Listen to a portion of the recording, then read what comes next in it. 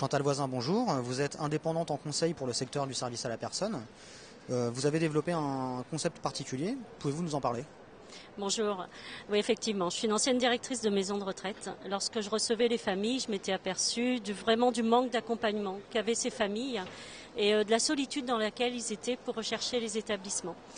J'ai eu l'idée de monter un concept qui consiste à accompagner entièrement les familles, à les conseiller, à aller à leur rencontre, à les écouter, à leur expliquer ce qu'est vraiment un établissement, une maison de retraite, et aussi à les aider à monter les aides financières qu'ils peuvent avoir, à faire le budget avec eux, à les emmener visiter des établissements que j'ai sélectionnés avant avec un regard très professionnel. Ça veut dire des établissements qui me paraissent à moi vraiment dignes d'être conseillés.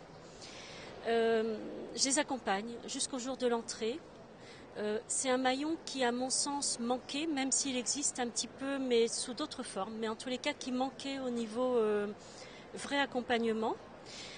Même si je suis sur un secteur qui est assez ciblé aujourd'hui, Seine-et-Marne, Essonne, j'ai beaucoup de demandes de la part des hôpitaux, des cliniques, des CCAS, des services sociaux, des médecins, des accompagnants, des infirmières, des aides-soignantes, des aides à domicile, parce que ça permet de faire un vrai travail complet et de vraiment faire un très bon accompagnement pour les familles, en sachant qu'en plus c'est un service qui est entièrement gratuit pour les familles que j'accompagne. La rémunération se fait par l'intermédiaire des établissements lorsqu'il y a une entrée en établissement, et s'il n'y a pas entrée, le service reste néanmoins entièrement gratuit pour les familles qui sont accompagnées.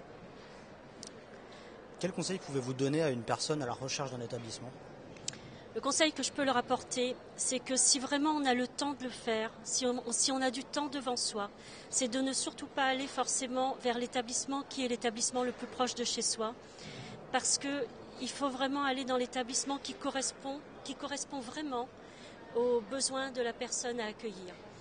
Le conseil que je donnerais aussi, c'est de vraiment bien s'entourer, de visiter beaucoup d'établissements, d'essayer de voir là où la personne sera le mieux, et quelquefois de ne pas hésiter à faire soi-même quelques kilomètres pour que la personne qui doit être accueillie soit accueillie dans d'excellentes conditions. Merci beaucoup Chantal Voisin. Vous êtes indépendante en conseil pour le secteur de service à la personne. Merci à vous.